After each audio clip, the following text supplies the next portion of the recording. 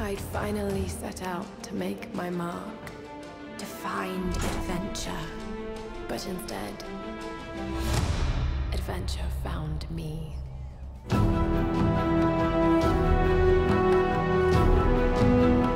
The new Tomb Raider goes back in time to create a character arc for Lara Croft, attempting to reboot and redefine one of gaming's legitimate pop culture icons. With this goal in mind, the game tells a deliberately crafted story between tightly controlled, death-defying action sequences defined by breakneck forward momentum, bloody battles with man and beast, puzzles solved through manipulation of your physical environment, and open areas to explore and master. So hungry. I need to find something to eat. It's a highly enjoyable, often skillfully executed game, exhibiting all the traits of a modern blockbuster. Adherence to established tenets of contemporary game design often pays off in an impressively detailed world, thrilling action sequences, and a sense of growth enabled by experience points and equipment upgrades. The way forward is often indicated by waypoint markers, when it's not straight ahead through a breakneck set piece, but it's refreshing when you're let off the leash, and the mysterious island you're marooned on is beautifully convincing and has an appreciable sense of interconnectedness.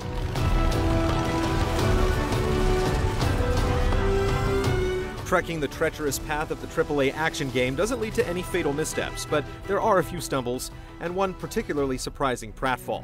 In spite of the developer's intentions and the vulnerability displayed by the heroine in cutscenes, the game struggles to render her as a believable human character. With her friends kidnapped and after suffering grisly and sometimes interactive physical trauma, Lara must avoid confrontation early in the game.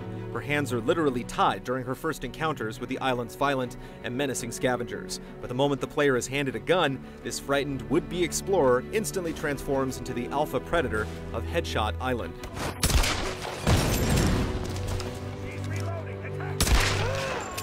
This isn't the first time that a likable hero has snuffed out countless lives in the name of adventure, but the sheer repetitious viciousness involved in slaughtering hundreds of shipwreck survivors turned sinister cultists pushes the material beyond pulp or even exploitation cinema toward unintentional comedy.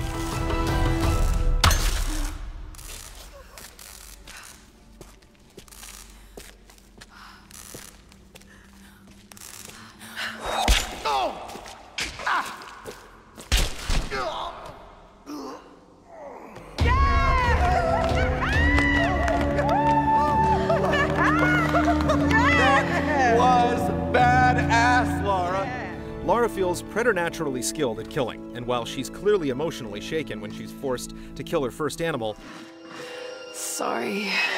subsequent killings treat furry bodies and human skulls like piñatas filled with experience points.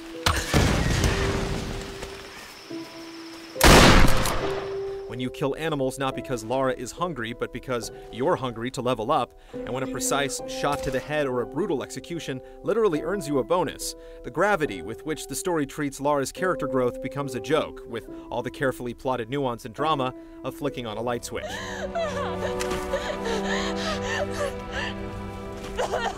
Of course, as long as you're inured to virtual violence, it's still quite fun. Tomb Raider gives a comfortable, precise feel to aiming your weapons, and a simple but satisfying dodge mechanic enables highly effective counterattacks. Ammo is everywhere, and you can use a combination of stealth, timing, and marksmanship to masterfully come out on top of just about every situation.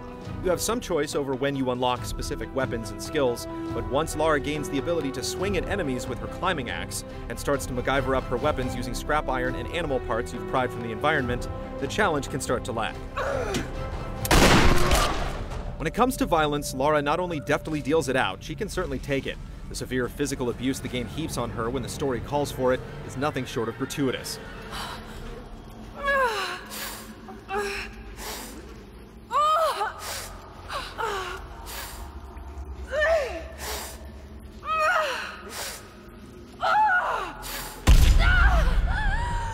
However, her physical ability is only hampered during very brief, story-dictated moments. And more than a survivor, she ultimately feels superhuman. She's a video game hero, after all, and one with regenerating health. Just watch out for large, sharp objects.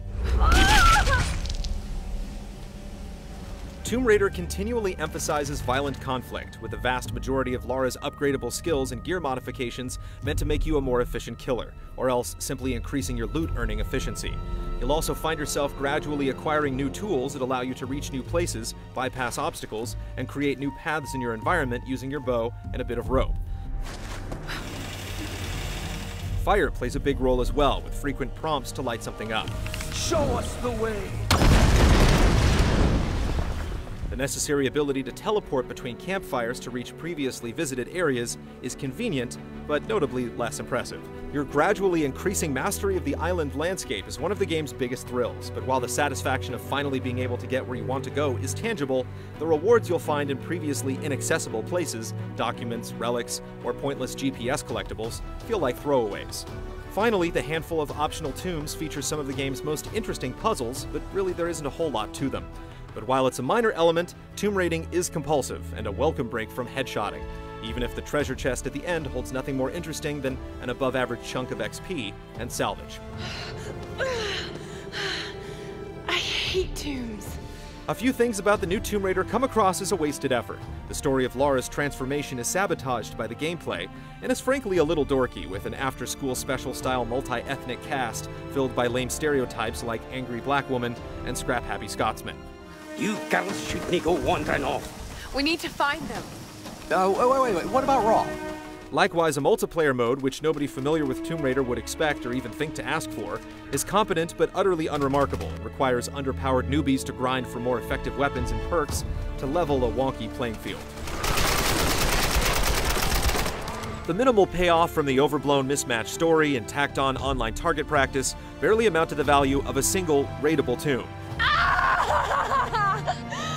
And it's easy to imagine the resources spent on these elements being better utilized to bolster the game's many strengths. There's no doubt this heroine has prowess and potential, and there's a substantial and enjoyable adventure here. But the top of the AAA summit hasn't quite been reached in a single game. If Tomb Raider can overcome its identity crisis and focus its efforts, Lara could reach even higher. Right. Need a signal.